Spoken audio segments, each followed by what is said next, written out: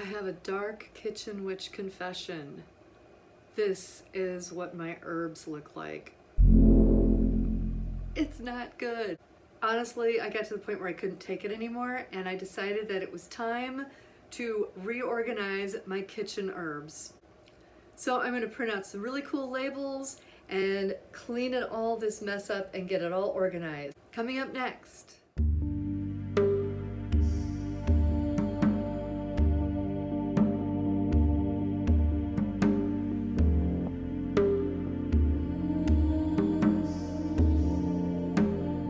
Everybody, and welcome. If you're new here, I am of course Mickie Mueller, author, illustrator, and witch, not necessarily in that order. I love to bring you spells, witchy tips, and tricks. If that's the kind of thing that you're interested in, then hit that subscribe button down there so that you can join me here every week-ish for new content just like we're gonna do today. I know spring cleaning is a thing, but for me, fall cleaning is also a thing. And I spent a little time reorganizing some of my spaces as the weather's cooling off, and I'm thinking about things like needing to put up weather stripping and stuff like that. And I got to looking at that corner of my kitchen where the herbs are, and it's redonkulous. And I just couldn't take it anymore. And I decided that I had this beautiful spice rack. Half of the bottles were freaking empty because I was just too busy to fill them and stuff like that. So I decided that it was time to just reorganize that whole mess. And while I did it, I wanted to also add a witchy touch. And I thought to myself, wouldn't it be easier if all of the bottles were marked with at least some of the magical correspondences that I often use these herbs and spices for? So I set about making some new labels for my herbs. And the first thing that I did was I made a list of all of the spices and herbs that I use most often in my cooking and my witchcraft, which sometimes there is overlap. And then I pared it down to 20, my 20 top herbs that I use most often.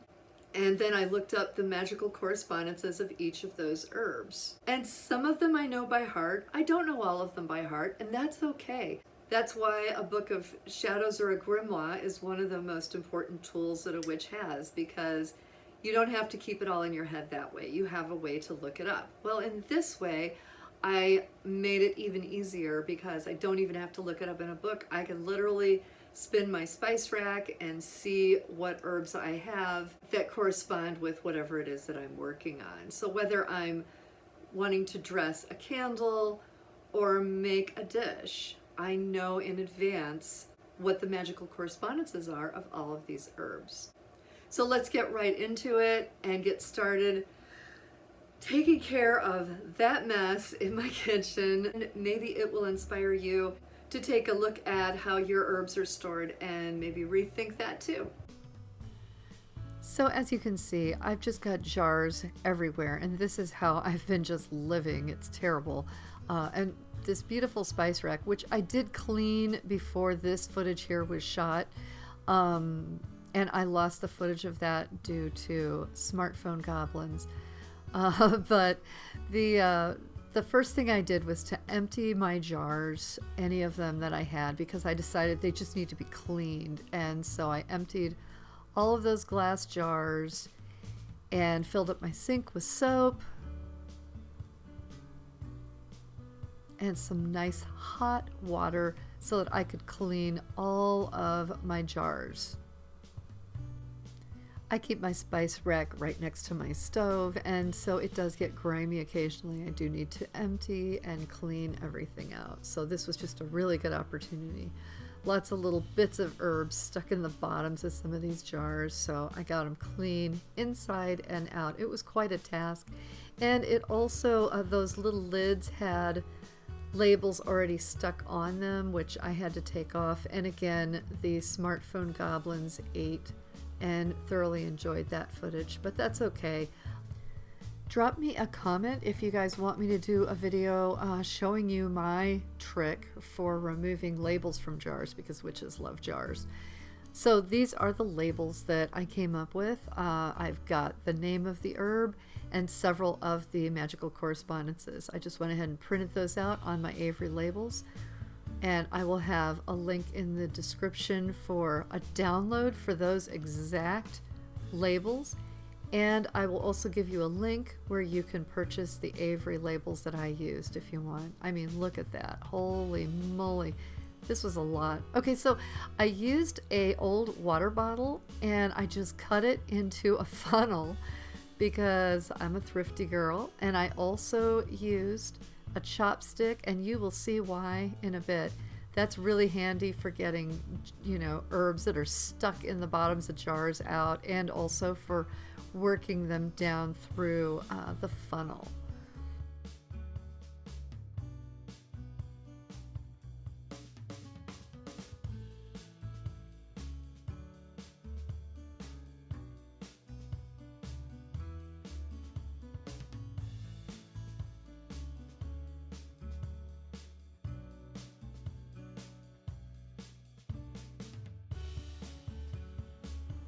So that chopstick came in really handy for getting all of the spices that I needed to kind of broken apart. They've been sitting in those jars for a little while, and for getting them to go through that funnel.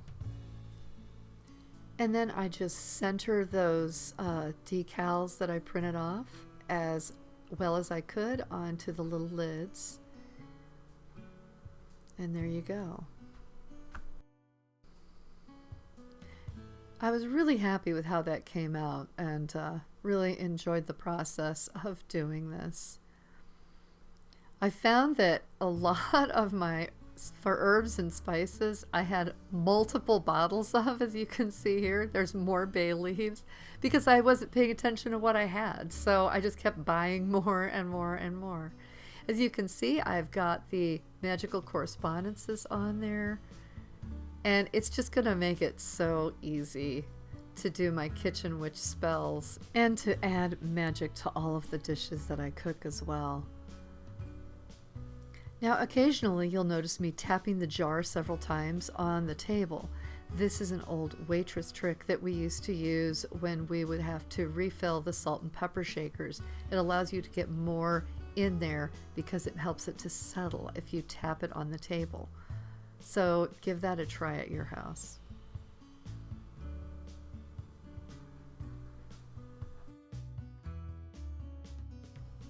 I was really happy to see it all come together at the end. After I got through this process, I actually realized that I had a couple of herbs that I was totally out of, and I didn't realize that I was out because of the way I had such a mess going on. So I ran right out and got some more thyme and some more turmeric because I need those. If you stick around till the end of the video, I have some ways in which you can use the same labels to work better for whatever jars that you happen to have. Now, I don't know what I was thinking because the labels that I ordered from Avery were not the waterproof ones. But nobody's perfect. So I actually came up with a way to make a clear coat kind of for the tops of those. I traced circles on the sticker backing paper after I peeled all the stickers off.